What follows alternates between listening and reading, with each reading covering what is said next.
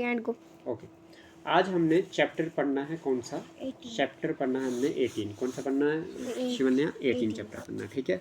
Chapter का नाम क्या है? एरिया, ठीक है, पेरीमीटर, एरिया, पेरीमीटर, वॉल्यूम, ठीक है, and surface area. Surface area क्या है? सरफेस एरिया है। यहाँ तक क्लियर है बेटा? हाँ। चलिए जी, एरिया क्या होता है, पेरीमीटर क्या होता है, वॉल्यूम क्या होता है और सरफेस एरिया क्या होता है, बात करेंगे, ठीक है। सबसे पहले बेटा एरिया की बात करूँ मैं तो एरिया की मैं डेफिनेशन नहीं दूंगा, मैं सिर्फ बोलूँगा क्या है, मैं आपको एक मतलब टेक्निकल लफ्ज़ों से समझा दूंगा कैसे एरिया क्या होता है एक्चुअल में, ठीक है। आ जाइए यहाँ पे बोलता है कि it is a space enclosure by the boundary of a plane figure. एक प्लेन फिगर होती है, उसकी में एक बाउंड्री होती है, चार दीवारी के अंदर जो आपके पास जगह होती है उसको आप एरिया कहते हैं। It is measured in square unit. किसमें मेजर किया जाता है इसको? स्क्वायर यूनिट में, ठीक है जी। अब चलते हैं इधर, क्या बोलता है ये एरिया, इसका मतलब क्या है। फॉर एग्जाम्पल एक ये फिगर है आपकी, यहाँ पे चार दीवारें हैं। चार दीवारें का मतलब क्या हो गया कि एक ये, एक ये, एक ये, तो चार तरफ से यानी कि चार साइडें हैं। इस साइड के अंदर जो स्पेस, इस साइड के अंदर जो स्पेस है यानी कि जगह जो है, इसको एरिया कहते हैं। इसको क्या कहते हैं? एरिया। अब ये कैसा एरिया है, इसको निकालने का क्या तरीका है? इसमें दो लेंथ आती है। कितनी लेंथ आती है? दो। एक ये लेंथ ये वाली यहाँ से लेके यहाँ तक ये लेंथ आती है और यहाँ से लेके ये ब्रेड्थ आती है। ये क्या आती है? ब्रेड्थ आती है। समझ आई? ये लेंथ आती है और ये ब्रेड्थ आती है। आगे समझ? तो जब एरिया निकालें आप तो लेंथ इनटू ब्रेड्थ होता है। क्या होता है? लेंथ इनटू ब्रेड्थ क्या होता है आपके पास? एरिया होता है। याद रखिएगा, कोई डाउट तो नहीं है।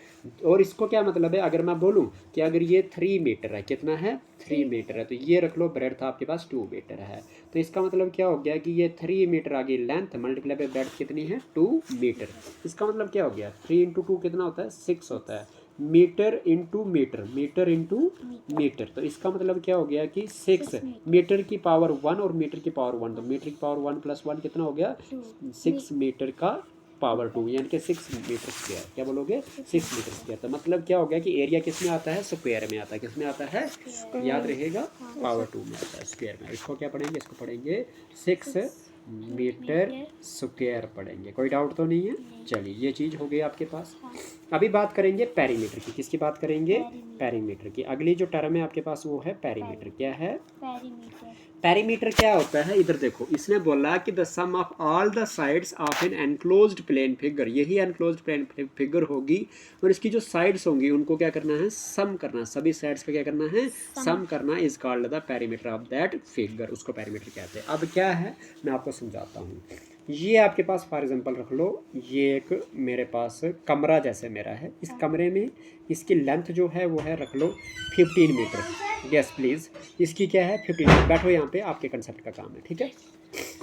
15 मीटर है। क्या है? 15 मीटर। और इसकी जो ब्रेड्थ है वो रख लो 10 मीटर। क्या है? 10 मीटर। इधर आ जाओ आप, उसकी क्या है? 10 मीटर है। यहाँ तक क्लियर है? ठीक है।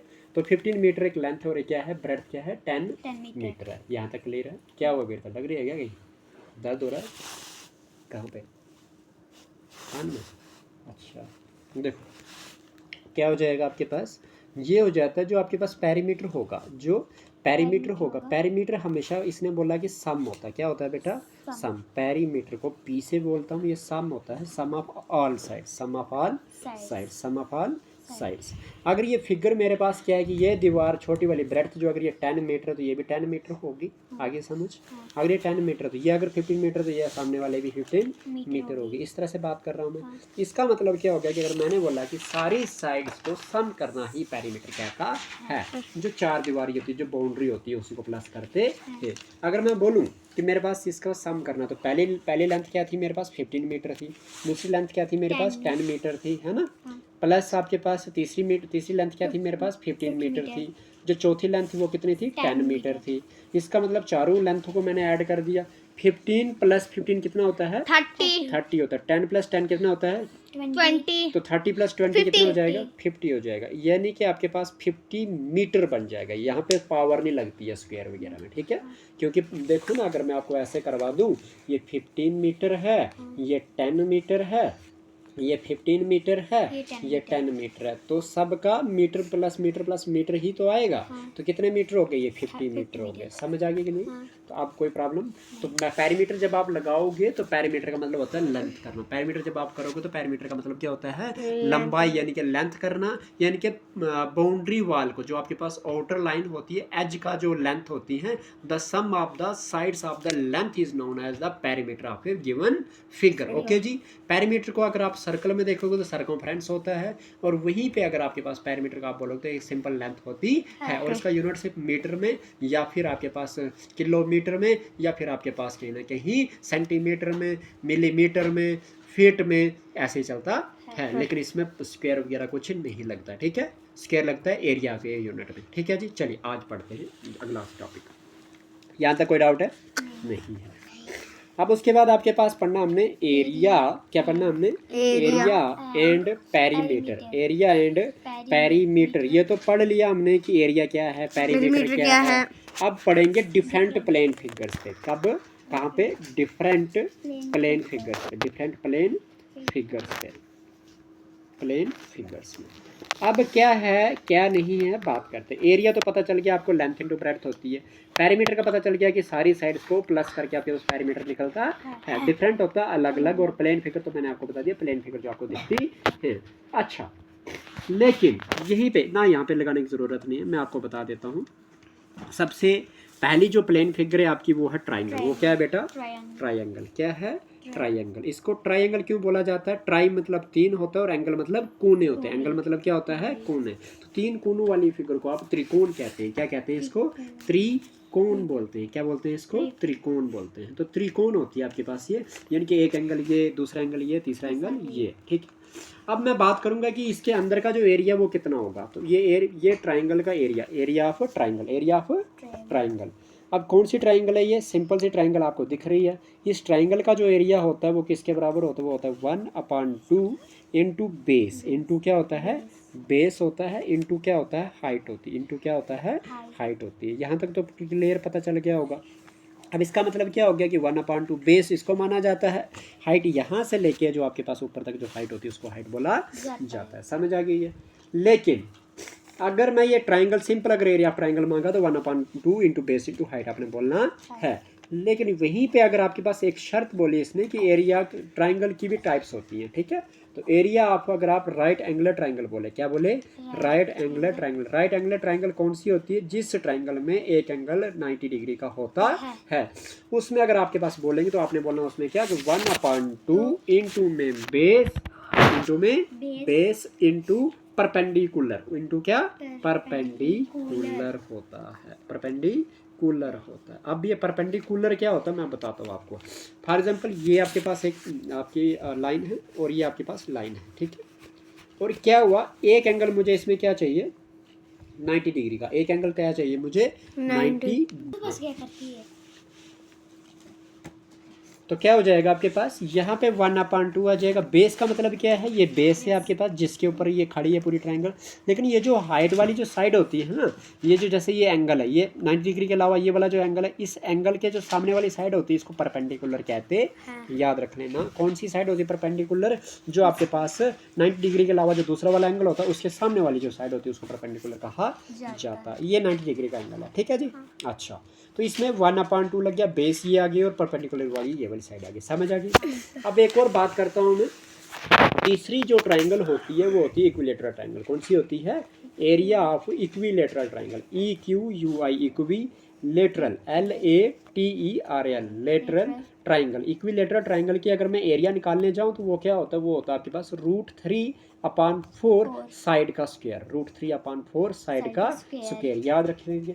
अब इसमें मैं बताता हूँ आपको कि ये एरिया इसका इक्विलेटरल ट्रायंगल का ऐसा क्यों है, क्यों इसका अलग है। तो इसमें मैं आपको बता दूँ कि आपके पास ये जो इक्विलेटरल ट्रायंगल होती है ना, ये इस तरह से होती है, ये इस तरह से होती है। इट मीन्स क्या कि अगर ये 1 सेंटीमीटर ये वाली साइड की लेंथ है तो ये भी 1 सेंटीमीटर होगी और ये भी 1 सेंटीमीटर साइड की लेंथ होगी। मतलब इसमें सारी साइड से बराबर होती है और इसमें हर एक एंगल भी आपके पास बराबर होता है। अगर मैं बात करूंगा ना, हर एक एंगल भी बराबर होता है। अगर हर एक एंगल इसमें 60 डिग्री का होता है, ये भी याद रखना, ये भी याद रख लेना कि इक्विलेटरल ट्रायंगल जो होती है आपके पास उसमें हर एक एंगल 60 डिग्री का होता है।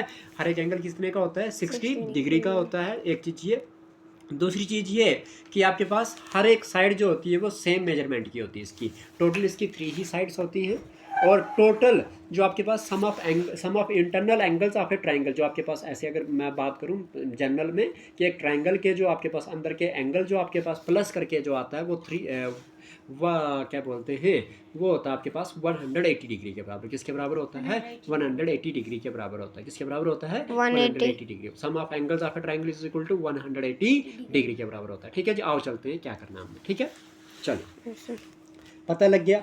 तो सम ऑफ, मैं इधर लिख भी लेता हूँ, लगा लिया, sum of angles of a triangle, अगर एक ट्राइंगल है उसके एंगल्स को अगर आप सम करते हो तो 180 डिग्री आपको मिलता है। याद रहेगा, यानी कि 60 + 60 120, 120 + 60 180।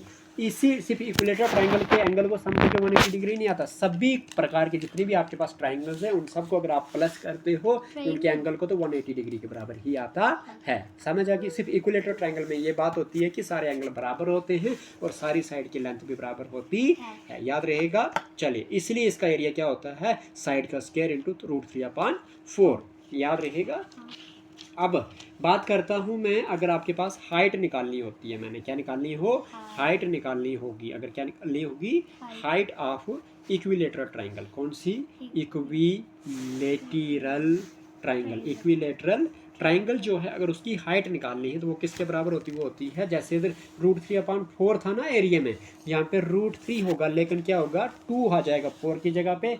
वहाँ पे साइड का स्क्वायर था, यहाँ पे साइड का स्क्वायर नहीं होता, सिर्फ साइड रहती है। आगे समझ?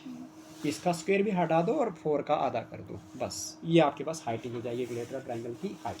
अभी पांचवा जो क्वेश्चन है वो है आपके पास जो पेरीमीटर होता है। जो क्या होता है बेटा? पेरीमीटर जो होता है, पेरीमीटर ऑफ ट्राइंगल, जो ट्राइंगल का जो पेरीमीटर होता है। जब भी आपके पास पेरीमीटर की मैं बात करूंगा ना तो वो क्या होता है? Sum of the all sides होता है। तो ठीक है, इसमें भी क्या होता है? इसमें भी सम होता है। इसमें भी क्या होता है? Sum of all sides, sum of all sides. जो भी फिगर हो बस आपने क्या करना है? साइड्स के लेंथ को सम कर देना है पेरीमीटर में। ठीक है, तो कैसे करोगे? जैसे कि अगर मैं बात करूं कि आपके पास ये एक ट्राइंगल है, सिंपल वाली ट्राइंगल रखता हूं मैं, ये अगर ये 3 सेंटीमीटर है, ये अगर 2 सेंटीमीटर है और ये 4 सेंटीमीटर है, तो मैं इसको क्या कर दूंगा? ऐड कर दूंगा इस सारी, तो पैरामीटर निकल जाएगा। कैसे? 3 सेंटीमीटर प्लस में 4 सेंटीमीटर, हाथ खड़े करो आप, प्लस में 2 सेंटीमीटर इज इक्वल टू में कितना हो जाएगा? 3 + 4 7 + 2 9 सेंटीमीटर। Very good Shivanya. ठीक है जी, ये आपका पैरीमीटर आ गया। समझ आ गया कि नहीं? उम्मीद करता हूँ ट्राइंगल का आपको पैरीमीटर भी पता चल गया होगा, ट्राइंगल का आपको एरिया भी पता चल गया होगा। लेकिन अभी जो हम पढ़ने जा रहे हैं वो क्या है? अच्छा, ट्राइंगल्स की ना बहुत सारी टाइप्स हैं, ट्राइंगल्स की बहुत सारी टाइप्स हैं। तो ट्राइंगल्स की टाइप्स के बारे में थोड़ा सा डिस्कशन कर लेते हैं, उसके बाद हम आगे पढ़ेंगे। ठीक है, आ जाओ। तो आज पढ़ेंगे टाइप्स ऑफ ट्राइंगल्स हैं। हाँ, types of triangle, types of triangle पढ़ेंगे और ये वाला टॉपिक यहाँ तक बात खत्म करेंगे। ठीक है, टाइप्स ऑफ ट्राइंगल पढ़ेंगे आज। Types of triangle, types of triangle की मैं बात करूंगा ना तो हमारे पास 6 टाइप्स की ट्राइंगल्स है फिलहाल। कितने? 6 टाइप्स की ट्राइंगल पढ़नी है हमें। 6 टाइप्स ऑफ ट्राइंगल्स होती है, याद रहेगा। चलिए जी, 6 टाइप्स ऑफ ट्राइंगल इधर नहीं है, मैं खुद का पढ़ा रहा हूँ जो आपके कंसेप्ट के काम के है। इस पे नहीं, मैं ढूंढ रही कहाँ पे, इधर नहीं मिलेगा आपको। पहला जो ट्राइंगल है आपके पास वो स्केलिन, कौन सी है? स्केलिन ट्राइंगल है। कौन सी ट्राइंगल है बेटा? स्केलिन ट्राइंगल है। ठीक है, स्केलिन ट्राइंगल कैसी होती है मैं बताता हूँ। स्केल का मतलब क्या होता है? फुटा, है ना? तो जब आपने ट्राइंगल की तीनों की 3 साइड बनाने के लिए बार बार फुटे का इस्तेमाल करना पड़ा, 3 बार आपने क्या किया? स्केल का इस्तेमाल करा, तो उसको बोलते हैं स्केलिन ट्राइंगल। तो स्केल, पहला स्केल पकड़ा तो आपने 2 सेंटीमीटर यहाँ पे बनाया, फिर आपने स्केल पकड़ा तो यहाँ पे 1 सेंटीमीटर बनाया, फिर आपने स्केल पकड़ा तो यहाँ पे 3 सेंटीमीटर बनाया। तो क्या किया आपने? अलग अलग साइड्स को अलग अलग मेजरमेंट बनाई, इसको स्केलिन ट्राइंगल कहते हैं। और इस ट्राइंगल के जो आपके पास सम ऑफ एंगल जो होंगे वो किसके बराबर होंगे? Angle sum. एंगल सम मतलब आपके पास अगर ANGLE एंगल को अगर आप सम करते हो तो वो किसके बराबर होगा? एंगल्स सम जो होगा वो किसके बराबर होगा? वो 180 डिग्री इधर भी आएगा। इसमें साइड्स कितनी होती हैं? 3 साइड्स होती हैं। कितनी साइड्स होती हैं? 3 साइड्स होती हैं। उसके बाद मैं बात करूँगा 3 साइड्स हो गई, उस एंगल को सम किया 180 डिग्री आ गया। और उसके बाद एक और चीज़ इसमें क्या होता है, इसमें अगर मैं आपको बता दूँ तो इसमें एक और चीज़ होती है कि बाहर से जो आपके पास ये जो दो लाइनें मिलती हैं, हाँ। इसको एक वर्टेक्स बोलेंगे। यहाँ पे भी दो लाइनें आके मिली तो ये दूसरा वर्टेक्स, यहाँ पे दो लाइनें आके तो तीन वर्टेक्स। कितने वर्टेक्स हो गए? 3 वर्टेक्स होते हैं। कितने वर्टेक्सेस होते हैं? 3 वर्टेक्सेस होते हैं। यहाँ तक क्लियर है? 3 वर्टेक्सेस हो गए, 3 साइड्स हो गए और 3 एंगल्स। कितने एंगल्स होते हैं? 3 एंगल्स हो गए। ये भी पता चल गया। सर साइड मतलब ये वाले ए से, फॉर एग्जांपल ए से लेके बी तक जो आपके पास लेंथ है ना, इसको साइड कहते हैं। समझ आ गया आपको? और सर वर्टेक्स मतलब ये कोने जहाँ पे दो लाइनें आके बाहर से मिलती हैं। फॉर एग्जांपल ये देखो, ये और ये लाइन आके कहाँ पे मिली? यहाँ पे, तो इसको बोलेंगे वर्टेक्स। क्या बोलेंगे इसको? वर्टेक्स। वर्टेक्स बोलेंगे। आगे समझ आपको? Yes sir. चलिए आगे समझ। और अंदर वाला जो गैप होता है इसके, यही वर्टेक्स, दो लाइनें आके जहाँ पे मिली और यहाँ के अंदर वाला जो गैप है इसको एंगल कहते हैं। आपको पता चल गया एंगल में क्या है, वर्टेक्स क्या है। अब आपको मैं बता दूं, 3 एंगल हो गए, 3 वर्टेक्स हो गए, 3 साइड्स होगी। सम ऑफ एंगल जो होते हैं 180 डिग्री के बराबर होता है, ये तो पता चल गया आपको। और स्केलिंग ट्रायंगल में क्या होता है आपके पास? स्केलिंग ट्रायंगल जो होती है, ऑल 3 साइड्स आर, क्या बोलोगे? All 3 sides are of different length, अलग अलग लेंथ की। आगे समझ बेटा? अलग अलग लेंथ की आपके पास तीनों साइड्स अगर हो जाए ट्रायंगल में, तो आपके पास क्या बोलोगे? वो ट्रायंगल होगी स्केलिंग ट्रायंगल। समझ आ गई कि नहीं? अब दूसरा जो पार्ट मैं पढ़ाने जा रहा हूँ वो है आइसोसेलेस ट्रायंगल। कौन सी? आइसोसेलेस। हाँ, आइसोसेलेस ट्रायंगल। आइसोसेलेस ट्रायंगल, ये ट्रायंगल का निशान है, ठीक है। आइसोसेलेस ट्रायंगल क्या होती है? यहाँ पे जो आपके पास लेंथ होती है, क्या होती है? लेंथ जो होती है, length of 2 sides is same. कितनी? 2 साइड, 3 साइड होती है ना टोटल, तो 2 साइड्स की लेंथ कितनी होती है? सेम होती है, ठीक है जी। बट आपके पास जो थर्ड साइड जो होती है, कौन सी साइड? जो थर्ड साइड होती है, third side of the triangle is different, is of different length. वो कौन सी लेंथ की होती है? अलग लेंथ की होती है, डिफरेंट लेंथ की होती है। समझ आ गई? देखो जैसे कि ये ट्रायंगल है मेरे पास, ठीक है। अगर 4 सेंटीमीटर की, ये भी 4 सेंटीमीटर की है, लेकिन ये 2 सेंटीमीटर की है, तो पता लग गया 2 साइडें सेम और एक साइड अलग। आगे समझ। इसको आइसोसेलेस ट्रायंगल कहते हैं। इसमें भी सेम ही क्राइटेरिया है कि अगर तीनों एंगलों को सम करोगे 180 डिग्री आएगा। 3 वर्टिसेस हैं, 3 साइड्स हैं, है ना जी, और 3 एंगल है। ओके जी। बात करते हैं सिर्फ आइसोसेलेस ट्रायंगल में यही फर्क है।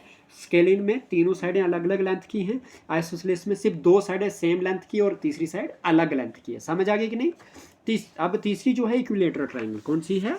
Equilateral triangle. सर ये जो उधर से पढ़ाया था, हाँ जी, सेम वही बात है। इक्विलेटरल ट्रायंगल की मैं बात करूँगा, आइसोसेलेस ट्रायंगल है ना। चलिए इक्विलेटरल ट्रायंगल की मैं बात करूँगा तो इसमें क्या होगा आपके पास, अगर मैं सिंपल सी बात करूँगा तो एक और चीज़, इक्विलेटरल ट्रायंगल में आपके पास क्या होगा? ऑल साइड्स, सारी की सारी sides, all sides are of same length. सारी साइड्स की क्या होगी? सेम लेंथ होगी। याद रहेगा कि नहीं रहेगा? Yes sir. आगे समझ, बस फर्क इतना ही है। अच्छा मैं आपको बता दूं, स्केलिंग ट्रायंगल को जब मैं क्या करूंगा? एरिया निकालूंगा। स्केलिंग ट्रायंगल का क्या निकालूंगा मैं? एरिया। तो वो किसके बराबर होगा? वो होगा 1/2 इंटू बेस इंटू हाइट। यहाँ तक क्लियर है? अगर इसी का मैं पेरीमीटर निकालूंगा, क्या निकालूंगा? पेरीमीटर निकालूंगा। तो क्या करूंगा मैं? सम ऑफ ऑल साइड्स। क्या करूंगा? सम ऑफ ऑल साइड्स। सारी साइड्स की लेंथ को क्या कर दूंगा मैं? ऐड कर दूंगा। समझ आ गई? लेकिन यहीं पे अगर मैं बात करूंगा, क्या यहीं पे इसी आइसोसेलेस ट्रायंगल का अगर मैं एरिया निकालूंगा, तो आइसोसेलेस ट्रायंगल का जो एरिया होता है वो किसके बराबर होता है? क्योंकि आपके पास कहीं ना कहीं इसी ट्रायंगल में मुझे पता नहीं है ना कि कौन सी साइड कितनी है, तो इसके लिए क्या करेंगे? एक फार्मूला लगता है एरिया का, मतलब 2 फार्मूला होते हैं आपके पास ट्रायंगल के, आइसोसेलेस और स्केलिंग ट्रायंगल में। कौन कौन से? वो फार्मूला लगता है S इंटू में S minus A into S minus B, इधर प्लस है यार, क्या है? प्लस इंटू में प्लस क्या हो जाएगा? S माइनस C, ठीक है। इधर अंडर रूट लग जाता है, क्या लग जाता है?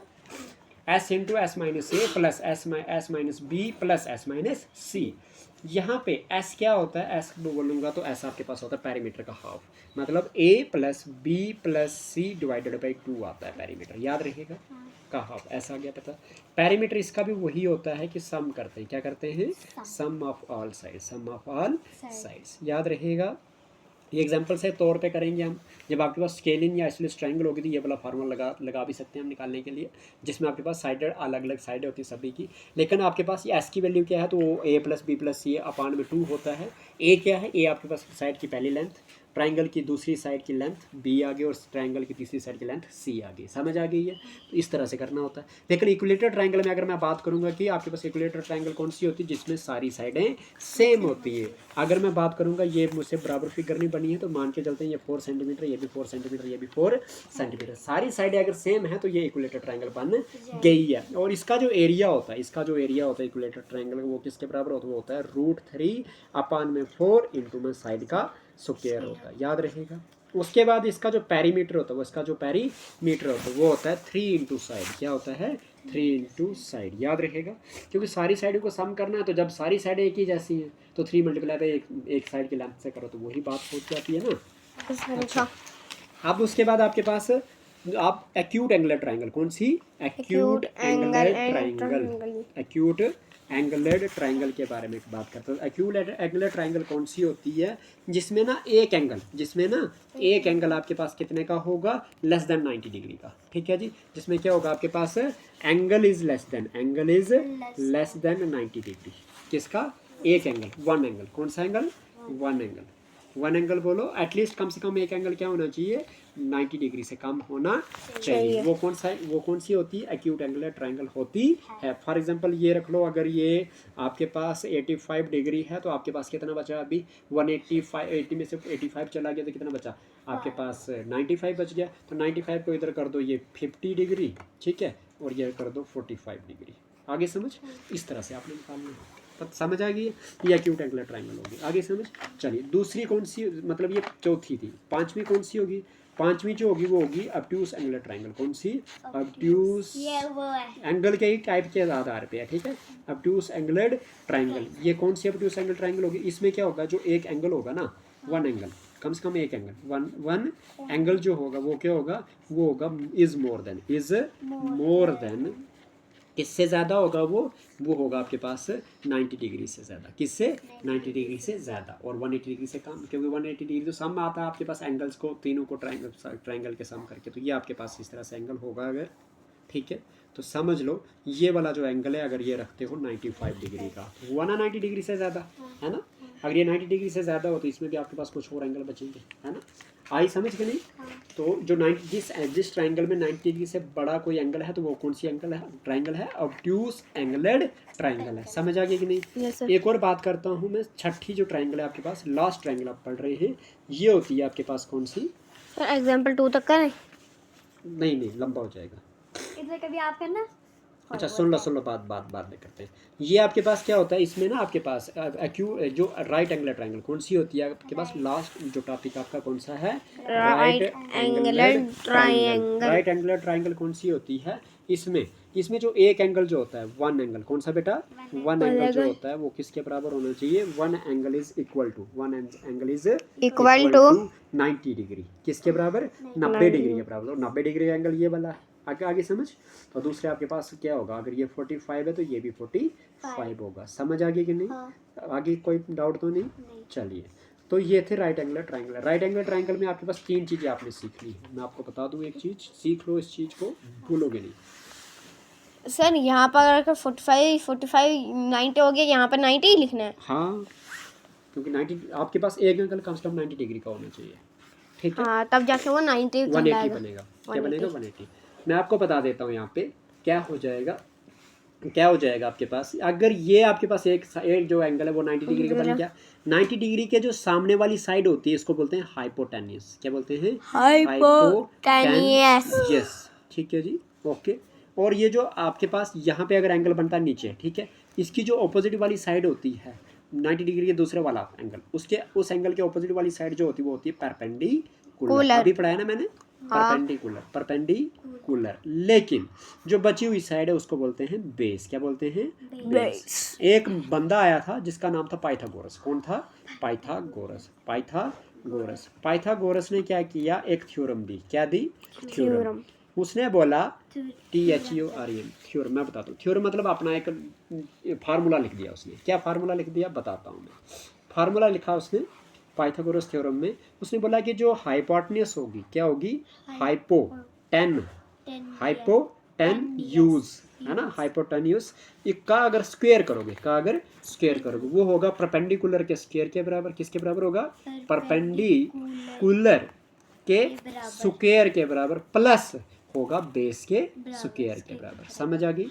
हाइपोटेन्यूज का square equal to perpendicular square plus base का स्क्वायर, ये चीज होगी आपके पास। ठीक है जी, समझ आ गई कि नहीं, आगे समझ। चलिए एक लास्ट क्वेश्चन निकालने जा रहे हैं और आज का टॉपिक यहीं पे खत्म करते हैं। एग्जाम्पल नंबर 1 कौन सा, एग्जाम्पल नंबर 1। एग्जाम्पल नंबर 1 क्या कहता है, बोलता है कि if the height of an equilateral triangle is 6√3।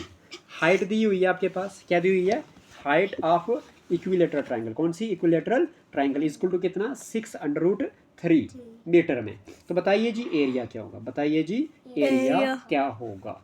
तो एरिया ऑफ ट्रायंगल, देखो आपको मैं बता दूं कि जो हाइट होती है, एरिया मांगा है ना, तो हाइट किसके बराबर होती है, हाइट जो होती है, हाइट ऑफ इक्विलेटरल ट्रायंगल जो होती है वो होती है आपके पास, सिंपल सी बात है, √3/2 इंटू में साइड होती है। अब मुझे हाइट की वैल्यू तो दी है, कितनी है, वो है 6√3 इक्वल टू में क्या हो जाएगा, √3 में क्या हो जाएगा 2 इंटू में साइड का मुझे पता नहीं है, तो √3 से √3 कैंसिल, तो आपके पास क्या बचा, 6 इक्वल टू में क्या बचा, साइड अपान में 2, यही बचा।